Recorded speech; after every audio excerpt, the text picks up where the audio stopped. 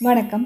அமரர் கல்கியின் பொன்னியின் செல்வன் பாகம் 5 தியாக சிகரம் அத்தியாயம் 46 ஆழ்வானுக்கு ஆபத்து. ஆழ்வார்க்கடியானும் பூங்குழலியும் மலையடிவாரத்து மரத்தின் அடியில் உட்கார்ந்தார்கள். பெண்ணே, நான் வந்த காரியம் ஆகிவிட்டது, புறப்படலாமா என்றான் ஆழ்வார்க்கடியான். வைஷ்ணவரே, நீர் வந்த காரியம் ஆகிவிட்டதென்றால் நீர் போகலாம். நான் வந்த காரியம் இன்னும் பூர்த்தியாகவில்லை என்றாள் பூங்குழலி. நீ என்ன காரியத்துக்காக வந்தாய்? என் அத்தையை கொன்ற பாதகனை தேடிக் கொண்டு வந்தேன். அவனை கண்டுபிடிக்கவில்லையா?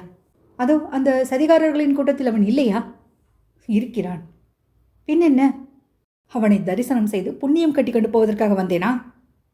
கொலைக்கு கொலை, பழிக்கு பழி வாங்குவதற்காக வந்தேன். பூங்குழலி, குற்றம் செய்தவர்களை தண்டிப்பதற்கு நாம் யார்? அதற்கு கடவுள் இருக்கிறார். கடவுள் இருக்கிறாரா? இருந்தாலும் மனிதர்களுடைய துரோகச் செயல்களை தண்டிக்கிறாரா என்பது பற்றி எனக்கு சந்தேகமாயிருக்கிறது. கடவுளை விட்டு விடுவோம். இந்த உலகில் குற்றம் செய்தவர்களை தண்டிக்கும் பொறுப்பு அரசர்களுடையது. அரசர்கள் நியமிக்கும் அதிகாரிகள் செய்ய வேண்டியது. அரசர்களும் அவர்களுடைய அதிகாரிகளும் தங்கள் கடமையை சரிவர செய்யாவிட்டால் செய்யவில்லை என்று நாம் எப்படி தீர்மானிப்பது? வைஷ்ணவரே, அது உள்ள பாதகர்களில் ஒருவன் மேல் மாடியிலிருந்து வேலை எறிந்து அன்பே உருவான என் அத்தையை கொன்றான்.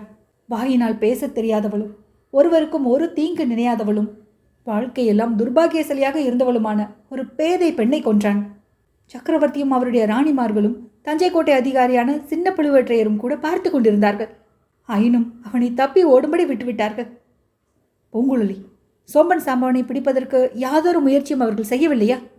வாழ்நாள் எல்லாம் என் அத்தையை நிராகரித்த சக்கரவர்த்தி அப்போது அவளை மடியில் போட்டுக்கொண்டு அழுதார். மற்றவர்கள் எல்லோரும் திக்பிரமை கொண்டு நின்றார்கள்.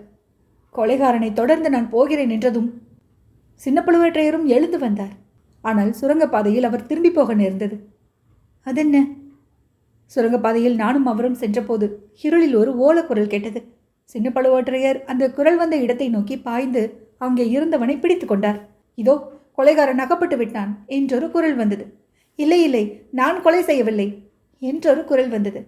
அது யாருடைய குரல் என்பது சின்ன பழுவேற்றையருக்கு தெரிந்ததும் அவர் திகைத்து போய், ஐயோ, நீர் ஏன் இங்கு வந்தீர் என்றார். பொக்கிஷமெல்லாம் பத்திரமாக இருக்கிறதா என்று பார்ப்பதற்காக வந்தேன் என்றது இருளில் வந்த குரல். ஷோ தெய்வமே, உண்மை இங்கே யாராவது பார்த்தால் என்ன நினைத்துக் கொள்வார்கள்?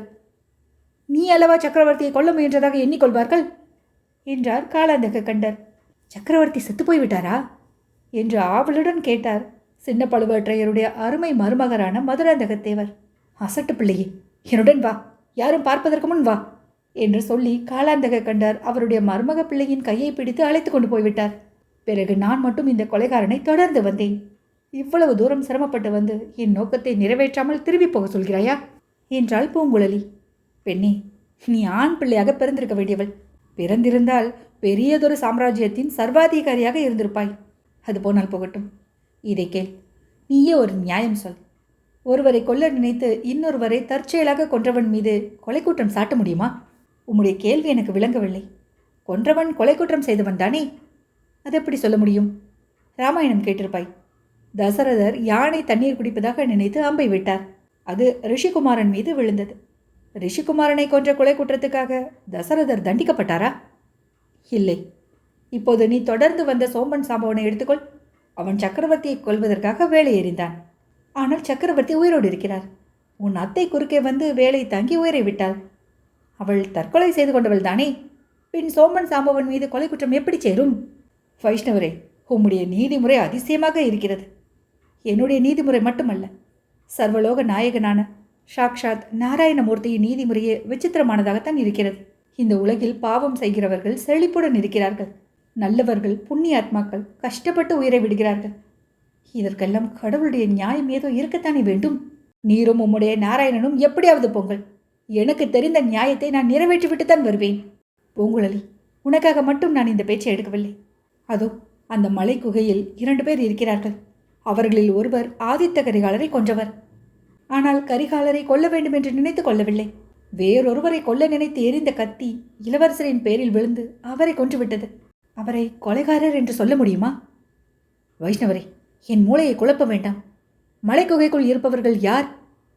சோழ சாம்ராஜ்யத்தின் தனாதிகாரி, தஞ்சை அரண்மனையின் சர்வாதிகாரி, 24 போர்க்களங்களில் போரிட்டு 64 விழுப்புண்களை தம் திருமேனியில் சுமந்திருக்கும் வீராதி வீரர், இறைவிதிக்கும் தேவர், குறுநில மன்னர் குழுவின் மாபெரும் தலைவர், நந்தினி தேவியின் கணவர், பெரிய பழுவேற்றையர் அந்த மலைக்குகையில் வீற்றிருக்கிறார். இவ்வாறு ஆழ்வார்க்கடியான் பெருங்குரலில் கட்டியம் கூறுவது போல் கூறினான். அதே சமயத்தில் ரவிதாசன், ரேவதாசன், பரமேஸ்வரன், சோம்பன் சாம்பவன் முதலியவர்கள் திடுதிடுவென்று ஓடி வந்தார்கள். பூங்குழலி சட்டென்று அப்பால் விலகி நின்றாள். ரவிதாசன் கையில் குறுந்தடி ஒன்று இருந்தது. அதை ஓங்கிய வண்ணம் ரவிதாசன், அடே வேஷதாரி வைஷ்ணவனே, அன்பில் அனிருத்தரின் ஒற்றனே, கடைசியில் எங்களிடம் அகப்பட்டு கொண்டாயா? நாங்கள் செய்த 3 முயற்சியில் ஒன்றிலேதான் வெற்றி அடைந்தோம், மற்ற 2லும் தோல்வி அடைந்தோம். அந்த தோல்விகளை பற்றி எங்களுக்கு நீ கவலை இல்லை. 3 ஆண்டுகளாக தேடிக்கொண்டிருந்த உன்னை பிடித்து விட்டோம் அல்லவா? இந்த தடவை நீ எங்களிடமிருந்து தப்ப முடியாது என்றான். உடனே ஆழ்வார்க்கடியான் முன்னை விட உரத்த குரலில், அப்பனே, தேடுகிறவன் யார்? தப்பி ஓடுகிறவன் யார்? எல்லோரும் அந்த சாக்ஷாத் நாராயணமூர்த்தியின் குமாரர்கள்தான். அவனின்றி ஓர் அணுவும் இந்த உலகில் அசையுமா? ரவிதாசா, நீயும் கேள், உன்னை சேர்ந்தவர்களும் கேட்கட்டும். வேறு வேறு சில்லறை தெய்வங்களை எல்லாம் விட்டுவிட்டு சாக்ஷாத் மகாவிஷ்ணுவை சரணமடையுங்கள். பகவான் உங்களுடைய பாவங்களை எல்லாம் மன்னித்து காப்பாற்றுவார். மானிடர்களுக்காக உழைத்து வாழ்க்கையை வீணாக்கி மடிந்து போகாதீர்கள். நாராயணனை தொழுது நரஜன்மம் எடுத்ததின் பலனை அடையுங்கள். பரமபதத்தில் உங்களுக்கு இடம் தேடிக்கொள்ளுங்கள். எங்கே? என்னுடன் சேர்ந்து எல்லோரும் பாடுங்கள் பார்க்கலாம். நாராயணனே தெய்வம், நாம் எல்லோரும் துதி செய்வோம் என்று பாடத் தொடங்கினான். ரவிதாசன் கலகலவென்று சிரித்துவிட்டு, ஏனப்பா வைஷ்ணவனே, சாக்ஷாத் பரமசிவன் மட்டும் தெய்வம் இல்லையா? பரமசிவனை துதித்தால் பரமபதம் கிட்டாதா என்றான். ஆழ்வார்க்கடியான் உற்சாகத்துடன், பரமசிவன் அழிக்கும் தெய்வம், நாராயணன் தான் காக்கும் தெய்வம். அன்று முதலை வாயில் அகப்பட்டு கொண்டு தவித்த கஜராஜனை எங்கள் நாராயணமூர்த்தி காப்பாற்றியதை மறந்துவிட்டீர்களா என்றான். அப்பனே, கஜராஜனை காப்பாற்றிய விஷ்ணு பகவான் முதலையை கொல்லத்தானே செய்தார்? அதுபோலவே ராவணன், கும்பகர்ணன், இரண்யாட்சன், இரண்யகசிபு, சிசுபாலன், தந்தவகரன் ஆகியவர்களை உங்கள் மகாவிஷ்ணு அழித்து போடவில்லையா என்றான் ரவிதாசன். எங்கள் பெருமாளின் கையால் வதை உண்டவர்களும் சாக்ஷாத் ஸ்ரீ வைகுண்டத்தையே அடைவார்கள். ரணியனையும் ராவணனையும் சிசுபாலனையும் கொன்ற பிறகு அவர்களுக்கு பகவான் வைகுண்ட பதவியை அளித்தார். உங்கள் பரமசிவனோ திரிபுரர்களை ஒரேடியாக நெற்றி கண்ணால் எரித்து அழித்து போட்டார். அவர்களுக்கு மோட்சத்தை கொடுத்தாரா?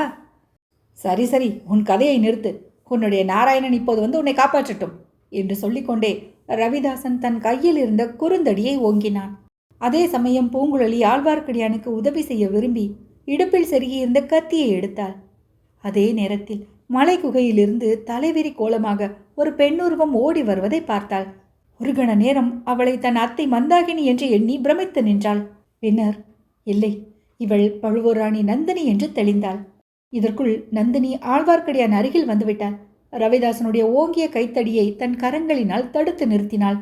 வேண்டாம், என் சகோதரனை ஒன்றும் செய்யாதீர்கள். ரவிதாசா, நான் உங்கள் ராணி என்பது உண்மையானால் தடியை கீழே போடு என்றாள். ஆழ்வார்க்கடியான் அப்போது, சகோதரி, உனக்கு நன்றி. ஆனால் இவர்களால் எனக்கு எந்தவித தீங்கும் செய்திருக்க முடியாது. நான் வணங்கும் தெய்வமாகிய நாராயணமூர்த்தி என்னை காப்பாற்றியிருப்பார் என்றான். ரவிதாசன் சிரித்துவிட்டு, எப்படி காப்பாற்றியிருப்பார்? அன்றைக்கு பிரகலாதனை காப்பாற்ற தூணிலிருந்து வந்தது போல் இன்று இந்த மரத்தை பிளந்து கொண்டு நாராயணமூர்த்தி வந்திருப்பாரா என்றான். மந்திரவாதி, என் பேச்சில் உனக்கு நம்பிக்கை இல்லையா? நல்லது, அதோ பார், சற்று தூரத்தில் தெரியும் ஐயனார் கோவிலை பார். அந்த கோவிலுக்கு முன்னால் 3 குதிரைகள் இருக்கின்றன அல்லவா? ஸ்ரீமன் நாராயணனுடைய கருணையினால் அந்த மண் குதிரைகள் உயிர் பெற்றுவிடும். அவற்றின் பேரில் வேல் பிடித்த வீரர்கள் ஏறிக்கொண்டு வந்து உங்களை சிறைப்பிடித்து என்னை காப்பாற்றுவார்கள்.